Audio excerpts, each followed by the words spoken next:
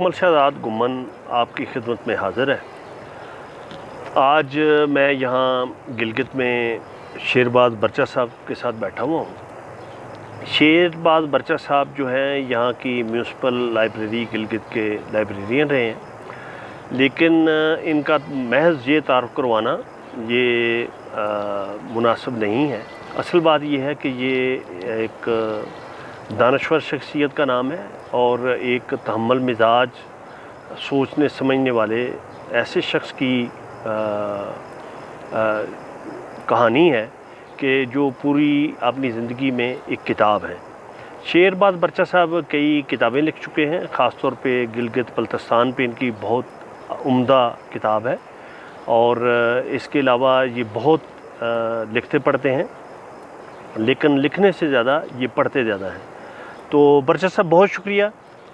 آپ کو یاد ہوگا کہ 2 سال پہلے بھی 3 سال پہلے آپ کا ایک انٹرویو میں نے آپ کے گھر میں ریکارڈ کیا تھا، لیکن بدقسمتی سے وہ مجھ سے ضائع ہو گیا اس کا زیادہ حصہ۔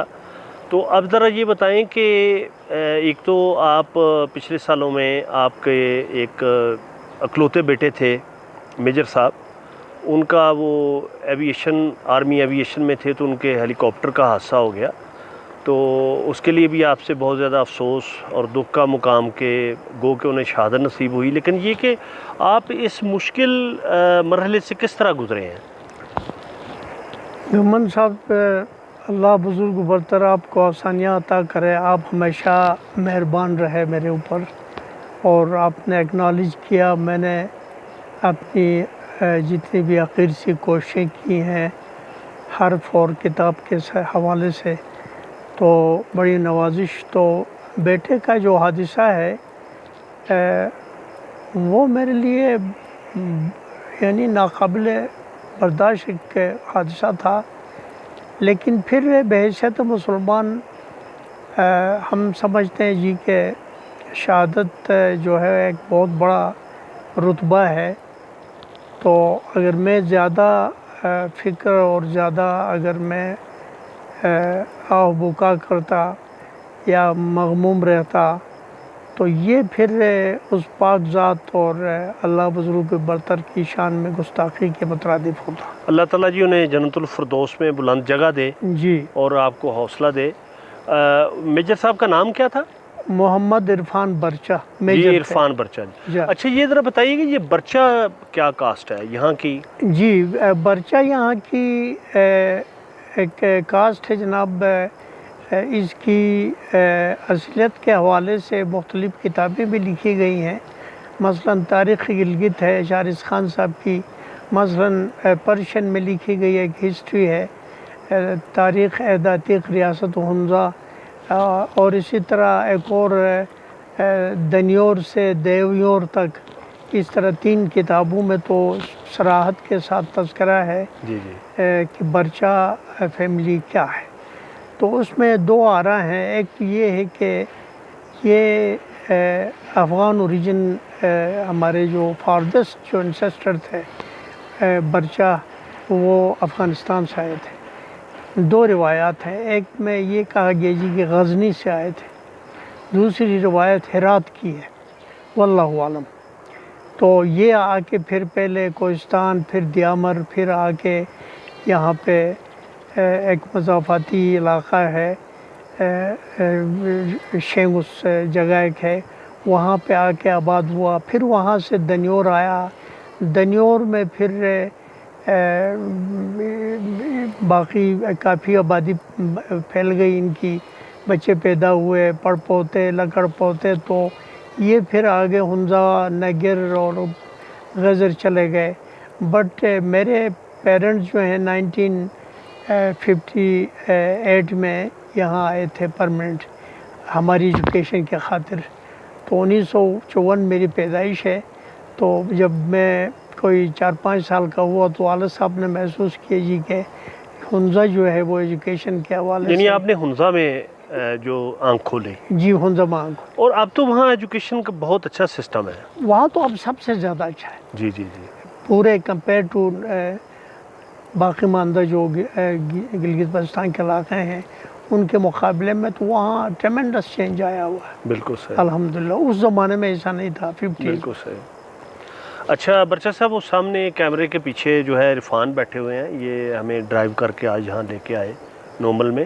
جا تو مشتاق، یہ ذرا آپ نے کیمرے سے اس طرح کر کے ہماری تصویریں بھی بیچ بیچ میں بناتے رہنا اپنے کیمرے سے. تو اچھا، مشتاق کا نام میں نے عرفان لے لیا، عرفان چونکہ آپ کے بیٹے کا تذکرہ ہوا. جا اچھا، تو پھر آپ نے ابتدائی تعلیم برچا صاحب کہاں سے حاصل کی؟ صاحب اس طرح ہے کہ یہاں جب ہم آئے مدر کو لے کے، والد صاحب تو پہلے سے یہاں ملازم تھے. وہ کس ڈپارٹمنٹ؟ یہاں پہ ریزیڈنسی میں تھے. اچھا اچھا. اچھا، تو اب وہ دیکھتے تھے کہ آفیسرز جو ہیں ان کے بچے بڑے پڑھے لکھے اچھے پرتعیش زندگی گزارتے ہیں، تو ان کو بھی شوق چرایا جی کہ اب میرے بچے بھی کل پڑھ کے کوئی اچھی حیثیت پا جائیں. تو یوں یہ ہمیں لے کے یہاں آئے. تو 1960 میں نرسری میں داخل ہوا.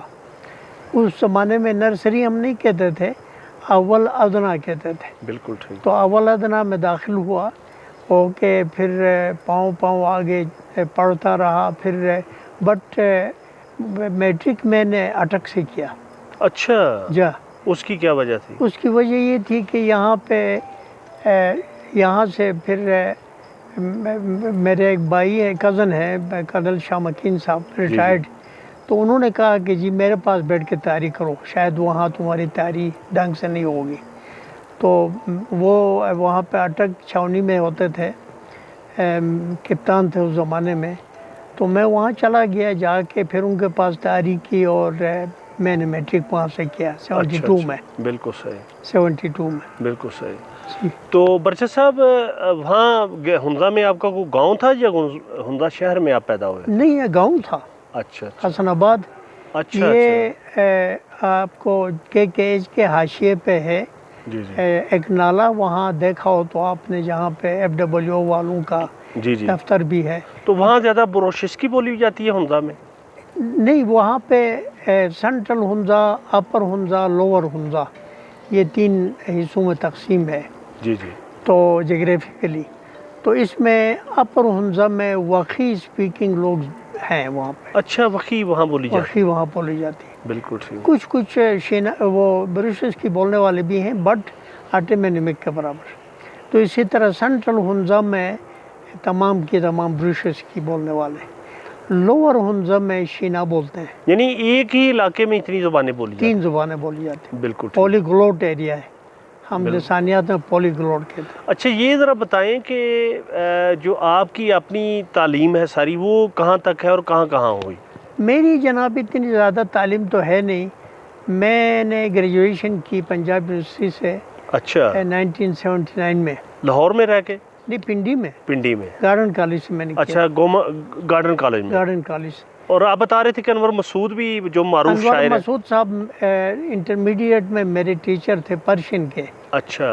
تو یہ اور کالج تھا سیٹلائٹ ٹاؤن میں پنڈی. بالکل ٹھیک ہے. تو وہاں سے میں نے انٹرمیڈیٹ کیا اور پھر گریجویشن کے لیے میں نے آگے گارڈن کالج کو چنا. بالکل صحیح. تو وہاں خواجہ مسعود صاحب تھے لیفٹ کے، بہت بڑے دانشور تھے. جی جی جی. بھٹو صاحب کے بہت چہیتے تھے، آپ کو یاد ہوگا، آپ کو پتہ ہوگا. تو خیر وہ ہر کسی کو داخلہ دیتے نہیں تھے، اسپیشلی جو رجت پسند جو گروپس تھے ان سے بڑے چڑ جاتے تھے. تو مجھے کہا بھائی تم کہیں جمعیت و اہمیت میں تو نہیں ہو؟ میں نے کہا توبہ استغفار، میں کسی گروپ میں نہیں ہوں. تو میں تو سیدھا سادہ آدمی. کہا کہ بس ٹھیک ہے، پھر مجھے داخلہ ملا. اچھا برچا صاحب، وہ چونکہ سامنے کیمرہ ہے تو میں بار بار اشارہ یہ کرتا ہوں کہ آپ نے مشتاق کو بھی دیکھنا ہے اور کیمرے کو بھی دیکھنا ہے، تاکہ جو ہمارے دیکھنے والے ہیں ان کے لیے آسانی ہو. تو آپ نے صرف گریجویشن ہی کی یا اس کے بعد بھی آپ پڑھے؟ بیچ بیچ میں میری طرف بھی دیکھنا ہے، صرف کیمرے کو نہیں دیکھنا. جی نہیں، بس میں نے گریجویشن کی تو بائی دا ٹائم اس طرح ہوا کہ میرے والد صاحب جو ہیں وہ بیمار ہو گئے. اچھا اچھا. بیمار ہو کے ان کا آپریشن ہو گیا پنڈی سینٹرل ہاسپٹل میں، بعد میں شاید بے نظیر ہاسپٹل کہتے ہیں اس کو، مری روڈ پہ واقع ہے. جی جی جی. تو وہاں پہ آپریشن ہوا ان کا. پھر پولی کلینک میں بھی زیر علاج رہے. تو وہاں سے واپس آ کے میں ریڈیو پاکستان سے جڑا ہوا تھا. اچھا، شینا کے حوالے. شینا کے. اور پھر بعد میں سی نوب میں کوئی پوسٹیں نکل آئیں تو ٹیسٹ میں نے دیا سینٹرل نیوز آرگنائزیشن. جی جی. تو وہاں پہ پھر میں نے ٹیسٹ دیا تو وہاں بھی لکلی کامیاب ہوا اور نیوز ٹرانسلیٹر کے طور پہ میری سلیکشن ہو گئی. بالکل ٹھیک. تو اسی طرح وہاں پہ میں نے بڑے اونچے لوگوں سے میرا وہ ہوا واسطہ. خالد حمید صاحب کو بھی دیکھتے تھے، سریش صاحب کو بھی، انور بہزاد صاحب. اچھا، دوسرے جو سلو نیوز پڑھتی تھیں ہماری رضوانہ صاحبہ، یہ سارے ہم دیکھتے تھے ان کو. پھر پشتو، بروہی، اچھا شینا، بلتی، پنجابی، یہ سارے الگ الگ ایک بڑے ہال میں ہوتے تھے. یہ کس سن کی بات ہے جو آپ نے گریجویشن بھی کی اور ملازمت بھی کی؟ یہ 73 میں تو میرا شروع ہوا نا جی کالج کا زمانہ. جی جی جی. تو پھر جا کے 79 میں کالج سے فارغ ہوا. درمیان میں کچھ پولیٹیکل چیزیں تھیں جس کی وجہ سے لیٹ بھی ہوا. میں اس طرح 1 سال شاید ضائع ہوا. تو یہ 79-80 تک میں پنڈی میں رہا. اچھا اچھا، یعنی آپ نے دونوں یہ زمانے دیکھے؟ دونوں زمانے دیکھے. یعنی ضیاء کا اور بھٹو صاحب کا پورا زمانہ؟ وہ ایسا زمانہ تھا کہ ایک دفعہ آپ کی دلچسپی کی چیز ہے، آپ اتنے بڑا جرنلسٹ ہیں. میں اپنے ڈیسک پہ بیٹھا ہوا تھا. ہم ایک اس میں ایک وقت میں ہم 3-4 بیٹھے ہوتے تھے، ٹرانسلیٹرز اور نیوز ریڈرز. تو آئٹمز آتے تھے نیوز کے، سنہوا کے، رائٹر کے، اچھا اس طرح مختلف ایجنسیز کی طرف سے. تو ہم ٹرانسلیٹ کرتے تھے، اسٹینوگرافرز بیٹھے ہوتے تھے. تو اس دوران اتنے میں جپاک سے وہ ہال کا دروازہ کھلا اور کیا نام تھا ان کا، ہمارے ڈائریکٹر نیوز تھے، میں نام اس وقت بھول رہا ہوں. تو وہ انٹر ہوئے. چہرہ جو ہے ان کا بڑا بہت ہی تنا ہوا تھا. تو انہوں نے کسی کو بلایا، اسٹینوگرافر کو کہا کہ یہ تقسیم کرو، اور پھر وہ آنسو پوچھتے ہوئے باہر نکل گئے. تو ہم بڑے حیران ہوئے کہ ان کو ہوا کیا ہے. تو پھر پتہ چلا کہ بھائی بھٹو صاحب کو پھانسی ہو گئی. وہ نیوز آئٹم میں نے ان ہاتھوں سے ٹرانسلیٹ کی. یعنی ڈائریکٹر نیوز یہ خبر دیتے ہوئے رو رہے تھے؟ یس. یہ بھی پاکستان کا ایک بہت بڑا سانحہ ہے. ایسا ہی. اچھا، تو پھر بعد میں یہاں آپ کی گلگت میں ملازمت ہو گئی؟ پھر وہاں سے جب والد صاحب بیمار ہوئے تو میں بڑا تھا بیٹا، مجھ سے ایک چھوٹا تھا، تو وہ تو پڑھ رہا تھا کراچی میں. تو میں یہاں آیا گلگت. آ کے جناب پھر والدہ نے کہا جی کہ اب تمہارے واپس جانے کا جو ہے نا کوئی تک نہیں بنتا ہے. والد صاحب تمہارے بیمار ہیں، تو کل کلاں کیا ہوتا ہے ہمیں نہیں پتہ، تو تمہیں رہنا پڑے گا. تو میں یہاں بیٹھا. تو اسی دوران جناب میں ہمارے کالج کے سینئر یہاں ڈی سی لگے ہوئے تھے تازہ، بدر الاسلام صاحب. جی جی. انہوں نے مجھے دیکھا، کہا یہ تو کہاں کیا کر رہا ہے یہاں مٹر گشت؟ میں نے کہا بھائی آپ کی زندگی میں تو یہی کرنا، میں تو ویسے ہی بیکار ہوں. تو کہا کہیں لگا دیتا ہوں. تو انہوں نے مجھے آفر کیجیے کہ ڈی اوز کی کوئی پوسٹیں خالی ہیں، ڈیولپمنٹ آفیسر لوکل گورنمنٹ میں. جی جی. اس میں تمہیں رکھ لیتا ہوں، لیکن ابھی یہ ڈی پی سی بیٹھے گی تو اس میں ڈپارٹمنٹل پروموشن کمیٹی جو ہے، تو اس میں تمہارا نام میں دے دیتا ہوں. میں نے کہا میں نے وہ نہیں کرنا ہے کام. کہا پھر کیا کرنا ہے؟ میری جگہ آ کے کرو گے ڈی سی. تو میں نے کہا یار تمہاری جگہ پہ میں نہیں آؤں گا، میں یہاں پہ ایک اسسٹنٹ لائبریرین کی جگہ خالی ہے، تو وہاں پہ مجھے گھسا دو تو بہتر ہے. تو کہا وہ ہو جائے گا. تو ابھی وہ چیف سیکرٹری صاحب ڈاؤن گئے ہوئے ہیں، ان کو آنے دیں تو میں کچھ نہ کچھ کرتا ہوں. تو دس از ہاؤ جناب میری انڈکشن ہو گئی ایز اے اسسٹنٹ لائبریرین. تو آپ کب ریٹائرڈ ہوئے اور ایز اے؟ میں 2014 میں جناب.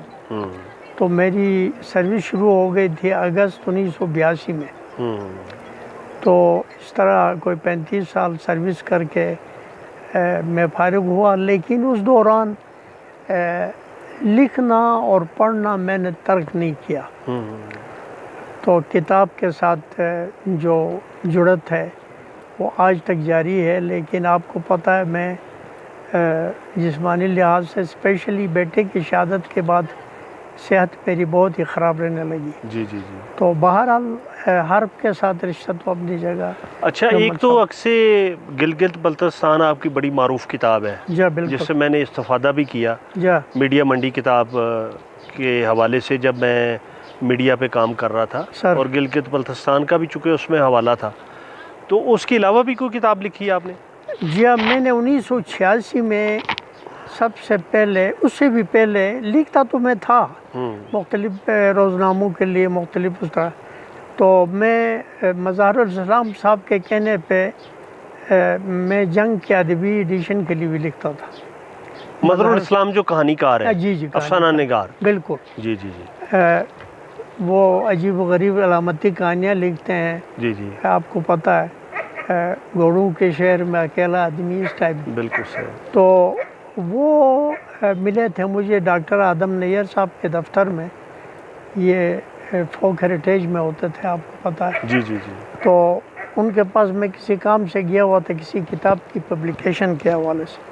وہاں یہ ملے تو انہوں نے تعارف کرایا کہ یہ شہرباز برچہ ہیں گلگت سے، تو رائٹر ہیں، لکھتے رہتے ہیں.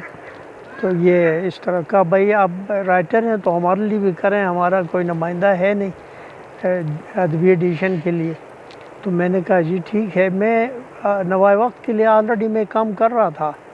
تو میں نے کہا کوئی مسئلہ تو نہیں ہوگا. کہا کیا مسئلہ ہے، آپ کر لیں، اس کے لیے بھی کریں، ہمارے لیے بھی کر لیں. یوں میں جناب جنگ کے لیے جڑا ہوا تھا. لیکن کتابوں کا جو سلسلہ ہے 1986 میں شروع ہوا. جی جی. تو اس سے پہلے ٹائمز امریکن ایک میگزین آتا تھا، آج کل شاید بند ہوا ہے، یا ایشین ایڈیشن چھپتا اس کا. تو اس میں ایک لداخ کے حوالے سے کہانی چھپی تھی، the last Ariane tribe. Last تو مطلب گمگشتہ آریائی قبیلہ. بالکل صحیح. اس کو میں نے ٹرانسلیٹ کیا، کیونکہ اس میں لکھا ہوا تھا کہ لداخ کے اس پر شینا بولنے والے کچھ لوگ ہیں جو سٹل ان بلیورس ہیں. اچھا. پرانا کلٹ ہے کوئی ان کا. بالکل ٹھیک. اس پہ یہ کاربند ہیں، مسلمان ہیں نہیں، لیکن یہ اوریجنل ایرینس ہیں. تو اس میں کوئی کہانی چھپی تھی کہ بعد میں پھر ایک کہانی آئی تھی کہ ہٹلر نے کچھ دوشیزائیں تیار کی کہ بھائی جا کے وہاں سے نسل کشی کے ذریعے، نسل کشی کے ذریعے وہ نطفہ لے کے آؤ تاکہ صحیح آرین یہاں ہو. تو اس طرح کی کہانی مجھے دلچسپ لگی، تو میں نے ٹرانسلیٹ کیا. تو اس کی بھی بڑی جناب شہرت ہو گئی پڑھے لکھے حلقے میں. کوئی ایکسپیکٹ نہیں کر رہا تھا کہ کالج سے آیا ہوا ایک لونڈا اس طرح کا کام کرتا ہے. تو خیر میں نے یہ کیا. پھر 1986 میں ایک اور علم دوست چیف سیکرٹری تھے، لائبریری پہ بہت آتے تھے. تو میں نے ان کو کہا جی میں نے ایک کتاب ٹرانسلیٹ کی ہے ادھر مقبوضہ کشمیر سے منگوا کے، تو اس کے لیے کوئی آپ پیسہ دے دیں. کہا یار پیسہ میں نے کہاں دینا ہے، میں نے تو تمہیں اندر کرنا ہے، جیل بھیج دینا ہے. میں نے کہا کیوں؟ کہتا ہے تمہیں کس نے کہا وہاں انڈیا سے کتابیں منگواؤ اور اس طرح. میں نے کہا سر یہ جرم اگر اتنا ہی سنگین ہے تو میں تیار ہوں جیل جانے کے لیے. جیل جانے کے لیے. کہا نہیں میں مذاق کر رہا ہوں، ٹھیک ہے گو ہیڈ، تو جو لگتا ہے میں پیسے دوں گا، تم کام. پھر اس نے دے دی، رقم دے دی اس زمانے میں.